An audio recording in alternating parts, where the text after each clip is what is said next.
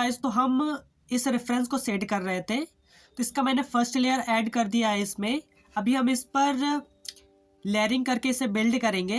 तो मैं सेटिंग के लिए चारकोल पाउडर और मेकअप ब्रश का यूज़ कर रहा हूँ।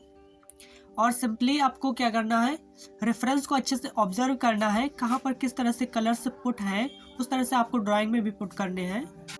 एंड जिस तरह से आप अच्छे से ऑब्जर्व कर पाएंगे रेफरेंस को, जितना अच्छे से, उतने ही अच्छे से आप ड्राइंग में उन कलर्स को पुट कर पाएंगे।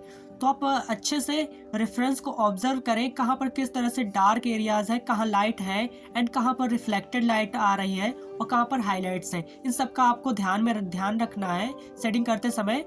या फिर आप ऐसा भी कर सकते हैं कि पहले आप रेफरेंस को अच्छे से ऑब्जर्व करें कि कहाँ पर किस तरह से कलर्स हैं, उस पर कहाँ highlight and dark areas, reflected light, mid tones, सारी चीज़ें कहाँ पर है, किस तरह से है, उस चीज़ को आप अच्छे से ऑब्जर्व करें। फिर उसके बाद आप सेटिंग स्टार्ट करें। जितना अच्छे से आप ऑब्जर्व कर पाएंगे उतना अच्छे से आप कलर्स पुट कर पाएंगे और उतना ही रियलिस्टिक ड्राइंग आपका बनेगा।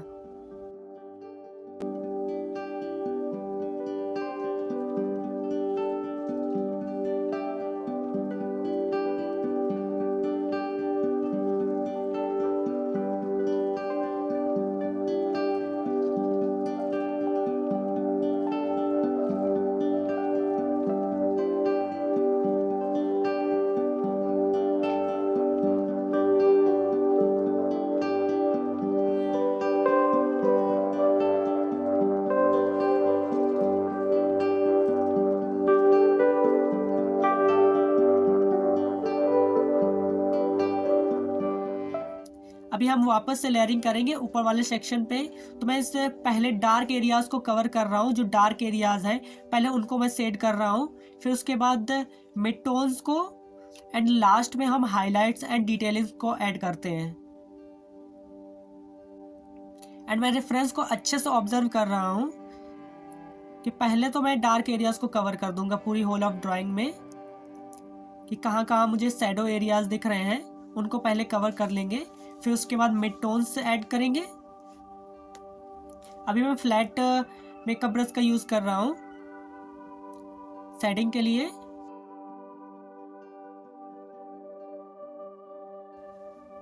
अभी हम राउंड मेकअप ब्रश ले रहे हैं, उसको अच्छे से मर्ज करने के लिए और कलर्स पुट करने के लिए, मिड टोन्स ऐड करने के लिए।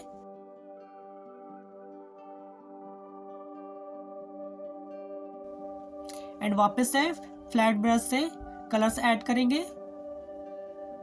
एंड इसको इसी तरह से बिल्ड करते जाएंगे। अभी मैं क्या करता हूँ कि होल ऑफ ड्राइंग में आउटलाइन कर देता हूँ, क्योंकि पीछे का हमें बैकग्राउंड फिर बाद में क्रिएट करना है। अभी ये पेपर के साथ मर्ज हो रहा था ना शेडिंग करते समय, इस वजह से हमने सोचा कि इस पर पहले आउटलाइन कर ले। तो इस पर पहले मैं न्यूट्रल चारकोल पेंसिल का यूज़ करके इस पर आउटलाइन कर लेता हूँ, क्योंकि पीछे का बैकग्राउंड तो हमें ब्लैक ही रखना है इस वजह से।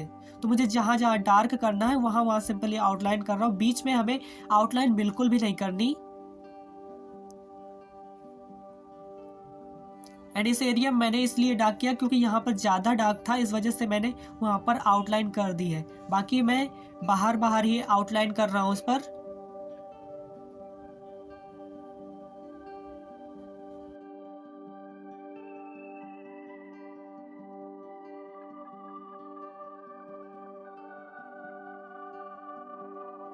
अभी हम वापस से शेडिंग शुरू कर रहे हैं। इसी तरह से आपको शेडिंग करना है। आपको इस चीज़ को समझना होगा कि जब हम शेडिंग करते हैं चारकोल ड्राइंग से, तो उसका ट्रांजिशन किस तरह से क्रिएट हो रहा है, डार्क टू लाइट वाला, उस तरह से आपको शेड करना है। उस पर आपको रेफरेंस पर देखना है किस तरह से डार्क टू लाइट ट्रांजिशन हो रहा है, उस तरह से आपको कलर्स को पुट करना है।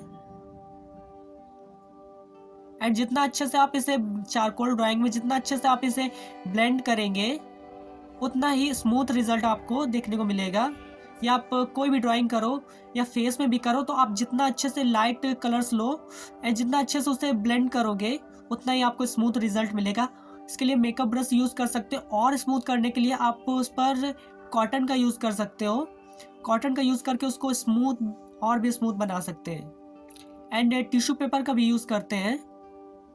ब्लेंडिंग के लिए ज़्यादातर बेटर रहता है कि आप कॉटन यूज़ करो और टिश्यू पेपर यूज़ करो ज़्यादा स्मूथ के लिए। एंड अगर वो नहीं है तो आप मेकअप ब्रश का यूज़ करो।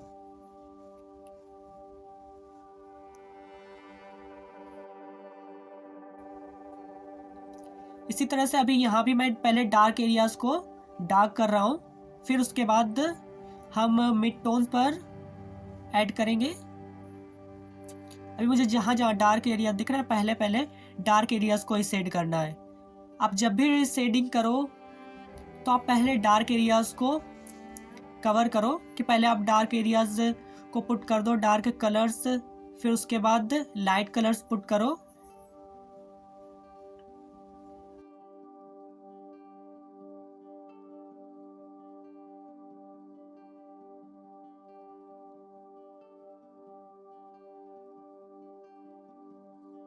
डार्क टू लाइट हम शेडिंग करते हैं तो ये समझने में आसान रहता है, क्योंकि अगर लाइट करेंगे उसके बाद पूरे होल ऑफ ड्राइंग में लाइट कर देंगे तो कलर्स फिर फाइंड करने में थोड़ा डिफिकल्ट होता है। इसलिए अगर हम पहले अगर डार्क कलर्स पुट कर देते हैं तो बाकी के कलर्स हमें पुट करने में थोड़ा आसानी रहती है।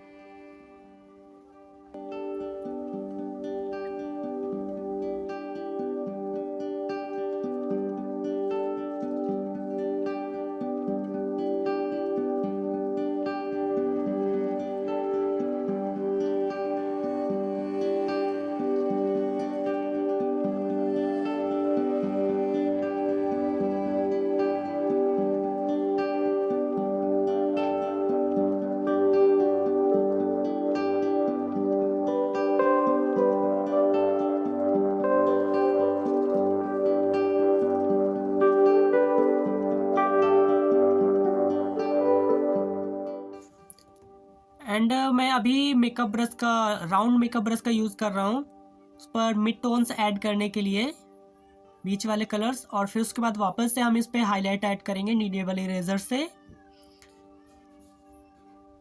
इसी तरह से आपको शेडिंग करनी है, आपको लेयरिंग करनी है, फिर उसके बाद हाईलाइट्स ऐड करने हैं, फिर आपको रेफरेंस को अच्छे से ऑब्जर्व करना है। फिर उसके बाद लगता है कि हमें इन एरियाज़ को वापस से डार्क करना चाहिए तो हम इसको वापस से इस पर लेयरिंग करेंगे।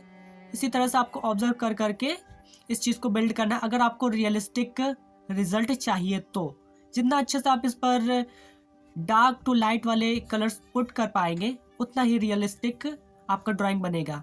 और डिटेलिंग के लिए अभी मैं वापस से यूज़ कर रहा हूँ मोनो जीरो इरेज़र। इस पर हम अच्छे से ऑब्जर्व कर रहे हैं डिटेलिंग के लिए, लाइंस जो हैं वो क्रिएट करने के लिए मोनो इरेज़र का यूज़ कर रहा हूँ मैं।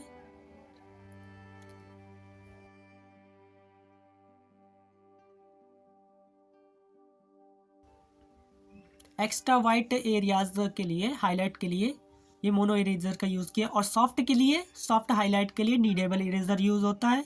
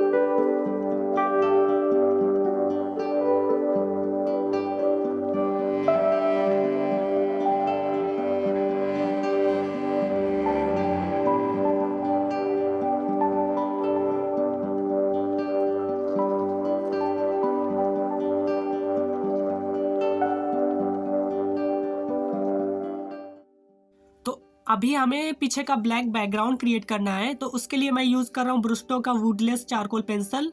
अगर आपके पास ये पेंसिल नहीं है तो आप डायरेक्ट चारकोल स्टिक यूज़ कर सकते हो। जो भी चारकोल स्टिक हो आपके पास, बेटर रहेगा कि आपके पास कैमलिन का चारकोल स्टिक हो, क्योंकि उसका डार्क रिजल्ट बहुत ही अच्छा है। अगर वो भी नहीं है तो आप कैमलिन की सॉफ्ट चारकोल पेंसिल यूज़ कर सकते हो। अगर वो भी नहीं है तो आप डायरेक्ट पाउडर तो यूज़ कर सकते हो, डायरेक्ट पाउडर से सेटिंग कर दो बैकग्राउंड का, कोई प्रॉब्लम नहीं है।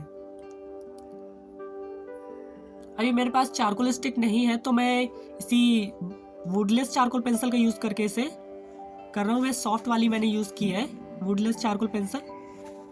तो इसको हम अप्लाई करने के बाद इसको ब्लेंड करेंगे अच्छे से।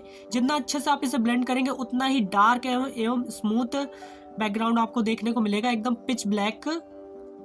उसके लिए आपको इसको अच्छे से ब्लेंड करना है।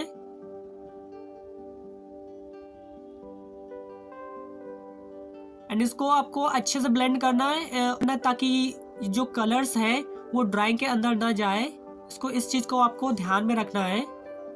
अगर हल्का सा भी अंदर गया तो आपकी ड्राइंग थोड़ा सा गंदा कर सकता है, इसलिए इसको आपको अच्छे से आराम से इसको शेड करना है। एंड छोटा एरिया के लिए आप छोटा मेकअप ब्रश यूज़ कर सकते हो, छोटा फ्लैट वाला। एंड बड़े एरिया के लिए आप बड़ा वाला यूज़ करो। इस पर हम वापस से डिटेलिंग सेट करेंगे, इसके लिए मोनो इरेजर से।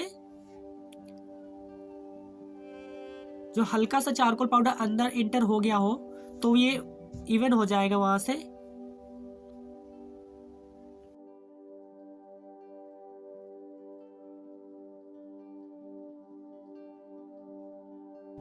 अभी मुझे जहां जहां हाइलाइट्स दिख रहे हैं वहां मैं वापस से हाइलाइट्स ऐड कर रहा हूं।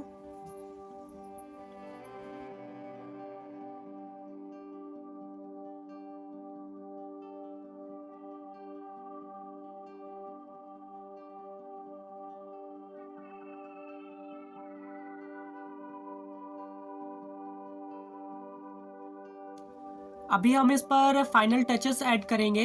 जहाँ मुझे दिख रहा है यहाँ पर हम कलर्स पुट कर सकते हैं कुछ एरियाज में, तो मैं वहाँ पर हल्के हल्के कलर्स और पुट कर रहा हूँ।